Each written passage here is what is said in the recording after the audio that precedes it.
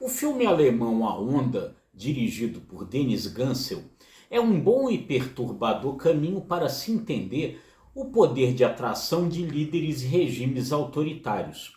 Bom e perturbador porque se baseia em um exemplo real, ocorrido na realidade não em uma escola alemã, como retrata o filme, mas nos Estados Unidos. É um bom caminho para se tentar entender por que grandes massas acabam caindo na esparrela do autoritarismo e por que depois permanecem tão renitentes a se separar dessa esparrela, se apegando ao máximo a fios de esperança, mesmo quando todas as evidências já apontam que nada mais daquilo faz sentido. A Onda transfere para uma sala de aula alemã um experimento que de fato foi feito por um professor nos Estados Unidos para verificar os efeitos daquilo que Freud chamava de psicologia das massas e Gustave Le Bon de psicologia das multidões.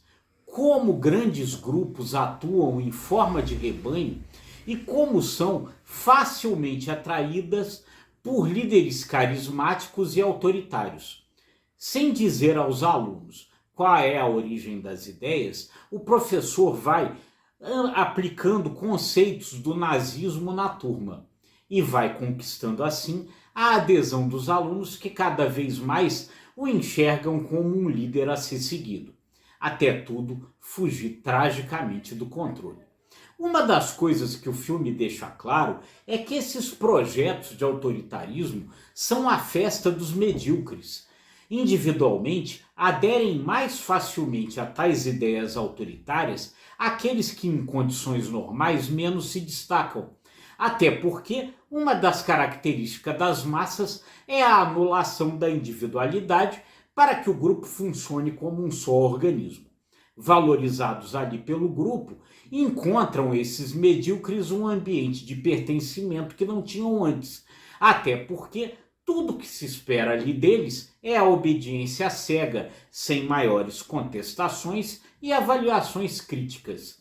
E é por isso que se torna depois difícil aceitar o fim de tal processo, porque essa derrota significará o retorno à mediocridade de antes. Assim é com os que hoje acampam em frente aos quartéis, aferrados por falsas expectativas de fraude nas eleições levantadas pelo dúbio e covarde relatório das Forças Armadas que, por ser dúbio e covarde, demonstra que de fato não haverá nenhuma intenção de apoiar rupturas democráticas.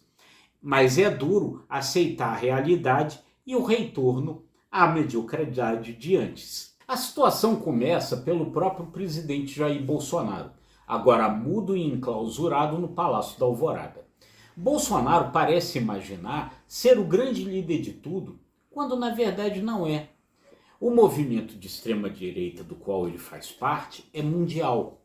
Há idealizadores de tudo isso espalhados pelo planeta, que enxergaram a possibilidade de avanço das suas ideias no maior país da América Latina e assim perceberam que havia a possibilidade de promover a ascensão ao poder de um deputado federal que sempre foi medíocre. Nunca exerceu no Congresso um cargo de liderança, uma posição de comando. A coisa fluiu para dar a Bolsonaro, então, esse verniz de pseudo-liderança. E então outros medíocres se agregaram. O ultraliberal Paulo Guedes nunca foi considerado um economista da linha de frente do pensamento econômico brasileiro. Tornou-se o posto Ipiranga com cada vez menos combustível à medida que o governo avançava. Ernesto Araújo era um diplomata que sequer tinha sido embaixador. Tornou-se chanceler enquanto revia os seus conceitos para embarcar na aventura bolsonarista. Abraham Weintraub era alguém ridicularizado pela academia. Tornou-se ministro da Educação. Mário Frias, o eterno Malhação, cuja qualidade como ator era pouco reconhecida pelos colegas, tornou-se secretário de Cultura. É verdade que esses processos às vezes também colhem nomes com maior reconhecimento que assim jogam fora as suas biografias, casos das atrizes Regina Duarte e Cássia Kiss. mas a lista de medíocres que ascenderam e não ascenderiam em outras circunstâncias é imensa.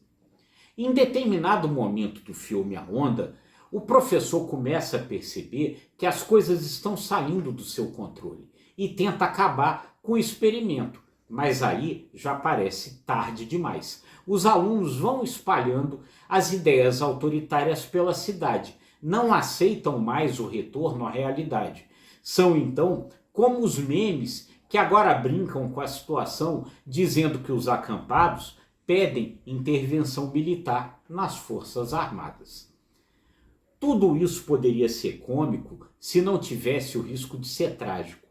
O que Gustave Le Bon e Freud mostram é que as massas, ao reduzirem o sentido de individualidade, fazem com que o sentido de responsabilidade individual desapareça.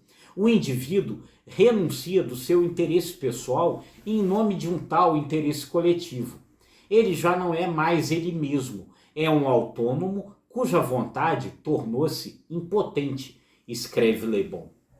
Le Bon diz que nessas circunstâncias prevalecem as características primitivas e, portanto, acaba prevalecendo a violência. Fantasias tornam-se reais, por isso é tão difícil sair desse transe.